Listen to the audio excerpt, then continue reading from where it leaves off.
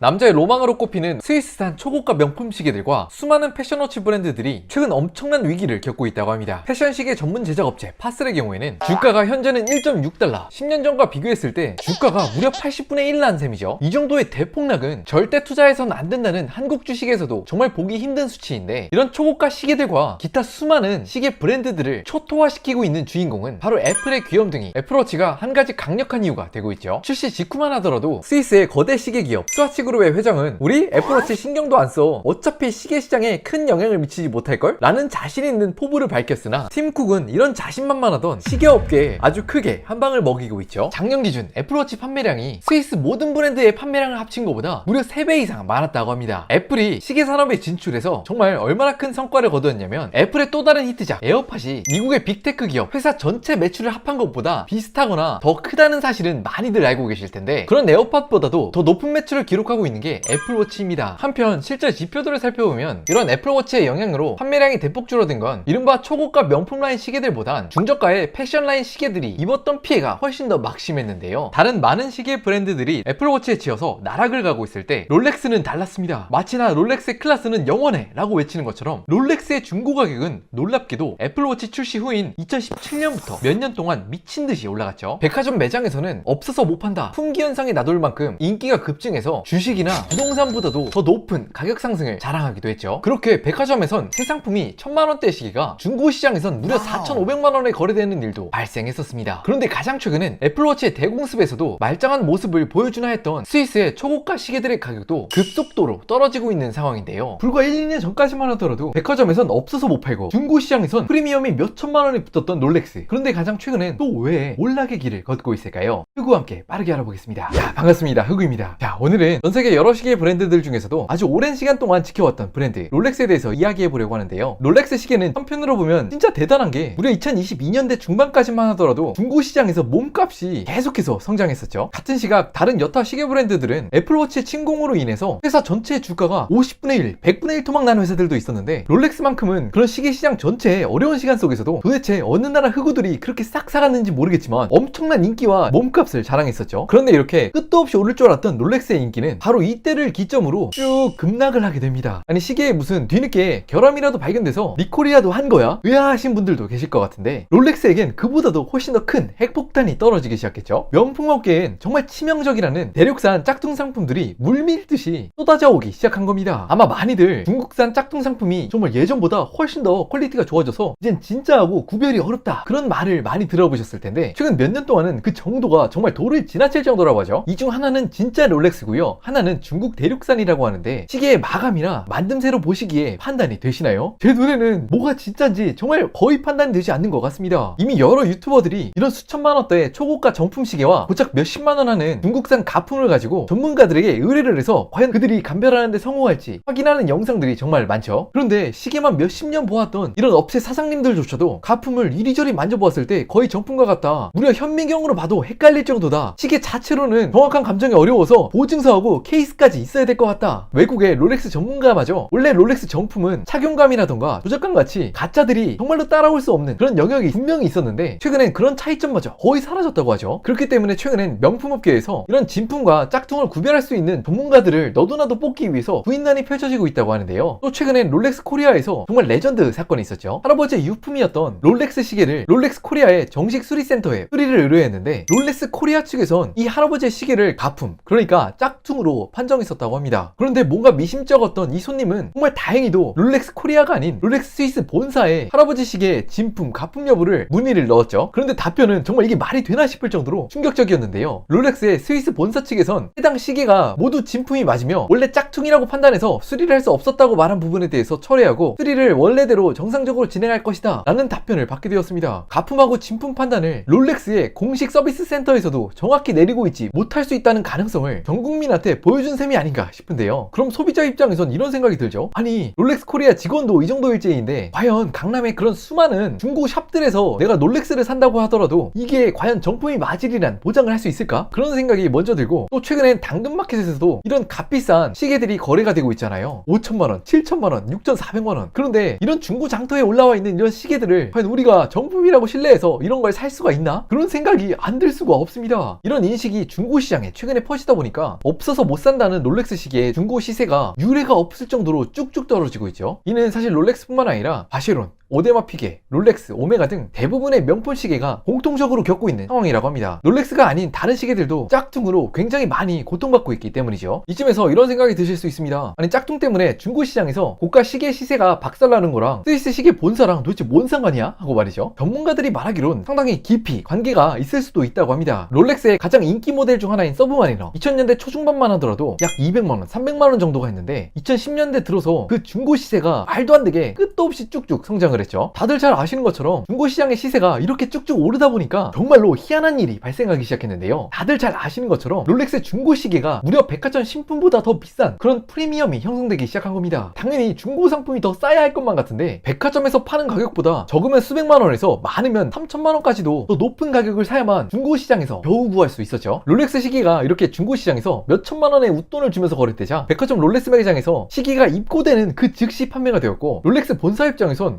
옛날엔 1년에 가격을 50만원, 100만원씩만 올려도 약간 부담됐는데 이제는 재고도 걱정 없이 쭉쭉 팔리다 보니까 매해 꼬박꼬박 100만원, 200만원씩 가격을 인상했다고 하죠. 그런데 여기서 롤렉스가 정말 통한의 결정을 하나 했으니 초고가 라인의 시계 시장은 갈수록 위축돼 가고 있는데, 오히려 롤렉스는 추가로 공장을 증설해서 현재 약 1년에 100만 개를 생산하던 롤렉스 시계를 130만 개, 150만 개까지 캐파를 늘릴 계획이라고 합니다. 옛날처럼 시계 한 점에 중고 시장에서 몇 천만 원의 웃돈을 주고서 시계를 서로 사고 팔던 그런 미친 시대였다면 이렇게 생산 개수를 늘려도 다 팔려나갔겠지만, 최근엔 거의 대부분의 모델에서 배기 시간이 급격히 줄고 있고, 또 프리미엄이 예전보다 훨씬 사라지자 오픈런도 거의 사라진 문화가 되어가고 있다는데, 이런 상황 속에서 예전보다 생산량을 훨씬 더 늘린다? 과연 앞으로도 이런 초고가 라인 시계들이 잘 팔릴 수 있을까 궁금해지는 대목이죠. 안 그래도 한국의 롤렉스 상황을 살펴보면 버블이 정점이던 2022년에 대비해서 영업이익이 확 줄어든 상황인데, 앞으로는 정말 롤렉스 매장에 시계들을 수북히 쌓아놓고 정말 재고 처리 걱정을 하고 있어야 되는 건 아닌가, 그런 예상도 조심스럽게 들죠. 많은 분들이 이런 수천만 원짜리 시계가 고작 짝퉁에 무너지고 있는 모습을 보면서 이제는 슬슬 이런 수천만 원짜리 시계들이 도대체 왜 명품이라는 타이틀을 걸고 비싸게 팔렸는지에 대해서 근본적인 질문을 많이들 하고 계시죠. 이런 시계들이 고작 몇만 원에 팔리고 있는 쿼츠 시계들보다 더 정확하냐? 그렇지 않죠. 오히려 몇만 원짜리 쿼츠 시계의 정확도가 몇백 배에서 몇천 배까지도 더 정확하다고 합니다. 그럼 유지 보수가 쉽냐? 그것도 아니죠. 몇 년에 한 번씩 오버홀을 해줘야 되는 수천만 원짜리 시계에 비해서 쿼츠 시계는 3년, 5년 동안 잘 쓰고 나서 배터리만 한번 딸깍 갈아 끼면 됩니다. 심지어 디자인적인 요소조차도 쿼츠가 훨씬 더 얇게 시계를 만들 수가 있는데, 아니 도대체 명품이란 타이틀을 붙이려면 적어도 몇 천만 원짜리 시계가 몇 가지 면에서 더 좋아야 하는 거 아니겠어요? 논리적으로 정말 말이 안 되는 게 명품 프레임인 것 같은데, 그래서인지 최근엔 정말 많은 분들이 이런 문제 제기를 하시는 것 같죠. 특히나 작년 중순 전 세계를 강타했던 디올 게이트가 이런 우리들의 믿음에 어느 정도 기여를 한 것 같은데요. 로이터 통신에 따르면 24시간 노동력을 착취해서 만들어진 디올의 수많은 핸드백들이 사실은 제조 원가도 8만 원 밖에 되지 않았던 그런 어처구니가 없는 이른바 명품으로 불렸던 많은 브랜드들의 행태가 수면 위로 올라오는 일이 있었죠. 이 사건을 두고 월스트리트저널은 한 컬럼을 통해서 명품 프레이밍이야말로 몇몇 유명 브랜드들이 21세기에 이룩한 가장 성공한 마케팅 중 하나다. 과거엔 사치품으로 통하던 여러 상품들을 명품으로 도취시키면서 고객들로 하여금 이 상품들을 구매할 수 있는 심리적 허들을 훨씬 더 낮춰줄 수 있었다는 거죠. 그뿐만 아니라 이 컬럼에선 이른바 소위 명품으로 불렸던 이런 브랜드들의 노림수가 또 따로 있었다는 겁니다. 이전엔 에르메스나 샤넬과 같은 비싼 상품을 판매한 것이 주로 각 나라의 장관, 귀족 혹은 재벌가, 그런 한 사회의 최고 상류층이었다고 한다면, 21세기 들어선 그런 시장 규모를 중산층에까지 훨씬 더 그 문호를 넓혔다는 이야기를 하고 있습니다. 그럼 이런 유명 브랜드들이 어떻게 중산층을 마케팅했냐? 바로 중산층에게 과거엔 상류층만이 들 수 있었던 백 혹은 시계와 같은 상류층 전유물 물품들을 팔면서 마치 중산층이던 내가 이 백을 든 순간 혹은 이 시계를 찬 순간만큼은 나도 상류층이라는 그런 환상을 판매했다는 겁니다. 우리나라 사람들이 이 이야기를 들으면 이런 마케팅이 동아시아에서 정말 얼마나 성공적이었는지 느낌이 오는데, 특히 1인당 명품 소비액 1등을 찍은 우리나라 같은 경우에는 중산층뿐만 아니라 서민층까지 한동안 명품에 미쳐 있었죠. 그러니까 중산층뿐만 아니라 중산층 또 서민층에게 마치 내가 상류층이 된 것만 같은 그런 환상을 이 브랜드들은 품게 해주었던 겁니다. 이런 한중일 동아시아에서 믿을 수 없는 명품의 성공을 거뒀던 LVMH나 특히 에르메스와 같은 경우에는 주가가 10년 동안 무려 10배라는 말도 안 되는 성장세를 기록했고요. 시장 전체 규모도 가장 최근까지 이전까지는 정말 예적금처럼 한두 해의 예외 정도만 제외하면 든든한 국밥처럼 시장 규모가 성장해왔습니다. 그런데 이제 10년, 20년 동안 이런 명품 마케팅에 당했던 우리들, 정말 이젠 최근엔 여러 명품 브랜드들의 짝퉁발 위기 덕분에 호구 같았던 우리 소비자들이 조금씩 눈을 뜨고 있는 것처럼 보이죠. 특히나 어떤 분들은 이렇게까지 몇천만원짜리와 50만원짜리가 상품이 똑같다면 그건 몇십만원짜리 짝퉁을 사는 게 부끄러운 게 아니라 몇천만원짜리 상품을 사서 호구되는 게 오히려 더 부끄러운 짓이다 라고 생각하는 사람까지 나오기 시작했습니다. 그럼 대륙으로부터 짝퉁이 도대체 얼마나 많이 들어오면 이렇게 난리냐, 정말 궁금해서 한번 찾아보았는데, 우리나라에 들어오는 짝퉁 상품이 가장 많은 게 루이비통이고 이어서 1, 2등을 다툰 게 롤렉스라고 하죠. 5년간 무려 적발 건수만 수만 건이었다고 합니다. 와, 정말 입이 안 다물어지는 숫자인데, 걸리는 건수만 수만 건이면 실제로 우리나라에서 들어와서 유통되고 또 사람들이 실제로 착용하고 있는 건 한국에서만 매년 5만 개 이상은 될 수도 있지 않을까 하는 추정이 드는데, 아까 언급한 것처럼 롤렉스가 전 세계에 공급하는 롤렉스 시계가 약 1년에 100만 개 정도라고 하거든요. 한국의 GDP가 전 세계 2%라고 하지만 또 명품을 많이 산다고 생각했을 때 한 5만 개 정도가 들어온다고 생각을 하면 제 거친 계산으로는 길거리에서 보이는 롤렉스 중 진퉁보다 오히려 짭이 더 많이 보일 수도 있을 거라는 생각이 드는데, 와, 정말 상황이 심각하죠. 롤렉스도 이런 상황을 보고만 있진 않았습니다. 몇 년 전부터 롤렉스 인증 중고 시계라고 해서 본사에서 직접 롤렉스를 매입하고 감정해서 중고 롤렉스 상품을 원하는 소비자들에게 믿을 수 있는 롤렉스 시계를 공급하고 있다고 합니다. 그런데 사실 이 방법이 중국 대륙에서 나오는 이런 짝퉁 시계들을 만드는 공장을 무슨 폐쇄하는 것도 아니고요, 근본적인 해결책은 될 수 없겠죠. 사실 이렇게 갈수록 정교해지는 짝퉁 상품들 때문에 고통받고 있는 브랜드는 롤렉스뿐만이 아니죠. 국내에서도 크림이나 무신사와 같이 고가의 의류 브랜드들을 유통하고 있는 회사들에서도 계속해서 문제가 제기되고 있습니다. 사실 생각을 해보면 수십 가지의 브랜드들을 이 회사들이 다룰 텐데, 그 수십 가지의 회사들의 1000개 되는 상품들에 대한 짝퉁 감별사를 매번 고용하기는 쉽지는 않겠죠. 그런데 사실 그건 철저하게 회사들의 입장에서 이야기하는 거고, 우리들은 물건을 살 때 그런 유통회사들을 신뢰할 수밖에 없잖아요. 안 그럼 미쳤다고 거기서 비싼 돈 주고 사겠어요? 아마 많이들 보셨을 겁니다. 최근에 이마트에서도 이런 가품 논란이 비슷하게 펼쳐져 왔는데, 유명 의류 브랜드죠. 스시 맨투맨이 약 정가가 20만원 정도 하는 상품이었는데 이거의 반값 정도인 9만원에 이마트에서 특가로 풀렸었다고 합니다. 당연히 고객들 입장에선 아니 그래도 국내 대기업인 이마트에서 파는 상품인데 가품일 거란 생각은 상상도 하지 못했죠. 단기간에 무려 1000장이 넘게 팔렸다고 하는데 결국 가품으로 판명이 났다고 합니다. 이렇게 최근에 의류나 패션업계의 짝퉁 이슈로 소비자들이 덤태기를 쓰고 있는 꼴을 보니까 이런 고가의 자동차 상품들이 오히려 정말 선녀처럼 보였는데요. 아니 얘네들은 비싸면 비싸도 그래도 짝퉁은 없잖아. 몇 천만원 주고 샀는데 고작 몇십만원 돈 주고 산 사람하고 똑같으면 그만큼 억울한 게 어디 있겠나요? 최근 트럼프가 미국 대통령에 당선되면서 기업 친화적인 정책들이 펼쳐질 거라 예상되었는지 미국의 대표적인 주가지수와 또 비트코인이 엄청난 불장을 맞이했죠. 이렇게 시장이 불장에 접어들다 보니까 안 그래도 정말 부자였던 전 세계 대부호들의 순자산이 하루아침새 100조 가까이 뛰었다고 합니다. 가장 큰 수혜를 보았던 건 다들 예상하시다시피 이번에 트럼프를 맹렬하게 지지했던 일론 머스크였는데요. 불과 며칠 만에 순자산이 37조 원 가까이가 늘었다고 합니다. 그런데 이렇게 전 세계 갑부들의 재산들이 큰 폭으로 뛰고 있던 바로 이때 글로벌 갑부 중에서 유일하게 순자산이 줄어든 불운의 주인공이 있다고 하는데요. 그것은 바로 루이비통 및 수많은 명품 브랜드들을 거느리고 있는 LVMH의 아르노 회장이죠. 최근에 불고 있는 명품 시장에 아주 큰 위기 때문에 한때 전 세계 1위였던 아르노 회장이 이번에는 꽤나 수모를 겪고 있는 듯 합니다. 또 한편으론 전 세계에서 유명한 K-팝 스타 블랙핑크 제니를 필두로 한국에서 정말 잘 나가던 샤넬, 이른바 샤넬 오픈러리라는 문화 현상까지 생길 정도로 불과 1, 2년 전까지 엄청난 인기를 끌던 샤넬마저도 최근엔 빚을 한껏 지며 비상 경영을 선포하고 있죠. 아니 불과 얼마 전까지만 하더라도 사고 싶어도 절대로 살 수 없었던 샤넬과 다른 명품 브랜드들에게 어떤 일이 있었을까요? 흑우와 함께 빠르게 알아보겠습니다. 안녕하세요, 흑우입니다. 오늘 이야기해볼 주제는 한때는 정말 말도 안 되는 영업이익을 남기면서 정말 많은 사람들의 선망과 또 부러움을 샀지만 2024년 말 현재는 끝없는 추락을 보이고 있는 샤넬과 또 다른 명품 브랜드들에서 이야기해보려고 합니다. 불과 몇 년 전까지만 하더라도 수많은 애널리스트들이 명품 시장의 전망을 아주 밝게 보았죠. 순간순간 글로벌 금융위기나 아니면 코로나와 같은 경제 위기 속에서는 잠시나마 안 좋을 수는 있지만 세계 경제는 그래도 우상향을 하고 사람들이 기본적으로 먹고 마시고 또 입는 것이 해결되면 뭐에다 돈을 쓰겠어? 당연히 나를 좀 더 특별하게 표현해줄 수 있는 명품 브랜드들 아니야. 그러니까 당연히 명품 시장들은 계속해서 커질 수밖에 없고 이렇게 한번 자리 잡은 명품 브랜드의 가치들은 앞으로도 쭉쭉 뻗어나가지 않겠어? 라는 예상들을 똑똑하신 분들이 정말 많이 했는데 이렇게 미래를 예측하는 것이 너무나도 어렵다는 것이 곧바로 드러나게 되었습니다. 최근에 전 세계적으로 주가나 현물 등 이렇게 여러 자산 가격들이 오르고 있고 우리의 주머니 사정이 상당히 두둑해져 있는 이때인데도 불구하고 전 세계인들이 거의 대부분의 소득 구간에서 명품에 대한 소비가 충격적으로 줄고 있습니다. 최근 2, 3년 사이에 글로벌 명품 시장이 크게 위축되고 있는 이유를 보여주고 있죠. 그런데 최근엔 또 이런 명품 브랜드들이 또 한 가지 정말 충격받는 사실이 있는데 바로 명품 회사들의 든든한 매출의 한 축을 도와주었던 우리 한국 형님들의 명품에 대한 소비가 말 그대로 떡락하고 있기 때문이죠. 이게 단순히 한두 개의 브랜드만이 그런 게 아니라 구찌, 버버리, 펜디, 발렌시아가, 보테가, 생로랑 등 이름만 들으면 정말 누구나 알 것 같은 그런 다양한 유명 브랜드들의 매출들이 다 같이 내려가고 있습니다. 여기까지만 들으시면 야 흑우야 너 그거 자의식 과잉 아니니? 도대체 왜 세계 유수의 브랜드들이 한국 매출이 줄은 거에 대해서 그렇게 크게 충격을 받아 하겠어? 라고 생각하실 수 있지만 생각보다 한국은 전 세계 명품 시장에서도 엄청나게 큰 손으로 유명하다고 합니다. 한국인들의 명품 시장이 정말 엄청난 게 미국의 1인당 GDP가 한국의 2배가 넘는데 되려 명품을 구매하는 비용은 한국이 더 높다는 거죠. 와 한국이 정말 그 정도로 명품에 미친 나라였다고? 놀라시는 분들도 계실 것 같은데요. 이런 지표들은 찾으면 수도 없이도 나옵니다. 전 세계 BMW 5 시리즈 구매국가 GDP 2, 3, 4등을 모두 제끼고 한국이 당당히 전 세계에서 두 번째로 가장 많이 팔린다고 합니다. 무려 미국과도 얼마 차이가 나지 않죠? 부자들의 상징 벤츠 S클래스는 한층 더 어질어질한데요. 무려 한국 시장에서 판매되는 S클래스 판매량이 유럽 전체보다 더 많다고 합니다. 믿을 수가 없는 수치인데 그럼 이쯤에서 드는 한 가지 의문은 아니 누가 이렇게 명품을 많이 사? 라는 궁금증이 자연스럽게 드실 텐데 사업으로 큰 돈을 번 사업가들? 열심히 공부해서 전문직이 된 의사, 변호사들? 네 모두 아니죠. 전 세계 1, 2위를 다투는 코리아의 명품 매출을 가장 크게 담당하고 있는 세그먼트는 사회 진출을 목전에 두었거나 혹은 진출한 지 몇 년 되지도 않았을 20대입니다. 다른 계층과는 비교할 수 없을 만큼 쭉쭉 늘었죠. 실상이 어느 정도일까 궁금해서 찾아보았는데 15살에 첫 명품을 구매했다. 주머니 사정이 어려워도 명품은 사야 된다. 정말 위험찬 마인드가 아닐 수가 없는데 주머니 사정이 어려워도 명품은 산다. 이렇게 명품에 미쳐있던 한국마저도 수많은 해외의 명품 브랜드들이 한꺼번에 죽을 쓰고 있다 보니까 전 세계의 명품업계 관계자들은 아니 뭐라고? 한국 시장도 위기라고? 하면서 굉장히 놀라고 있다고 하죠. 특히 한때는 백화점 오픈런이라는 기상천외한 문화현상까지 만들었을 정도로 한국에서 큰 인기를 구가했던 샤넬 또한 큰 위기에 봉착해 있다고 합니다. 한국에서 샤넬의 영업이익이 굉장히 이례적으로 무려 30%가 넘게 줄었다고 하고요. 특히 본사 차원에선 이런 명품 수요에 대한 위기가 5년, 10년 안에 끝날 것 같지가 않기 때문에 기업 입장에선 빚, 즉 사모체를 대거 발행해서 비상경영에 들어가고 있다고 합니다. 그런데 명품업계를 좀 아시는 분들은 무려 34%가 줄었지만 샤넬이 아직 한국에서 2,700억을 벌어가? 너무 괘씸하잖아 라고 생각하실 것 같죠? 그 이유는 바로 샤넬의 정말 악명 높은 가격 책정 정책 때문이죠. 몇 천만 원을 들고 샤넬 매장 앞에서 노숙을 한다. 영하 20도에도 나는 샤넬을 오픈런 할 거다. 이렇게 한국인들의 명품 사랑의 극을 본 샤넬은 정말 극약 처방을 하고 말았는데요. 그것은 바로 샤넬이 1년에 한 번, 정말 많으면 2번 하던 가격 인상을 2020년엔 3번, 2021년과 2022년엔 무려 분기에 한 번씩 단행했다고 합니다. 이 3년 동안에만 가격 인상을 11번 한 셈이죠. 그 결과 샤넬의 대표 상품으로 불리는 여성 가방 클미는 2007년엔 203만 원 정도 하던 상품이었는데요. 이것도 생각보다 싼 가격은 아니다. 그죠? 15년 만에 1180만 원까지 껑충 뛰었는데 가장 최근엔 샤넬이 가격을 또 올려서 1600만 원을 넘었다고 합니다. 한국의 일부 자영업자들의 말도 안 되는 바가지 정책을 보고 배운 것만 같죠. 보다 못한 한국의 한 기자가 샤넬에 공식적인 질문을 던졌습니다. 아니 너네들 한국인들이 그렇게 명품을 사랑한다고 해도 그렇지 이렇게 가격을 말도 안 되게 올리는 게 말이 돼? 도대체 뭘 근거로 이렇게 가격을 빠르게 올리는 거야? 하고 울었습니다. 그러자 샤넬 코리아는 환율 변동에 따라서 단순히 국가별 가격 차이를 조정하기 위한 것이다. 즉 나라별 공평성을 확보하기 위함이란 거죠. 그런데 제가 찾아본 자료에 따르면 샤넬 클래식 미디움 가격 한국, 중국, 미국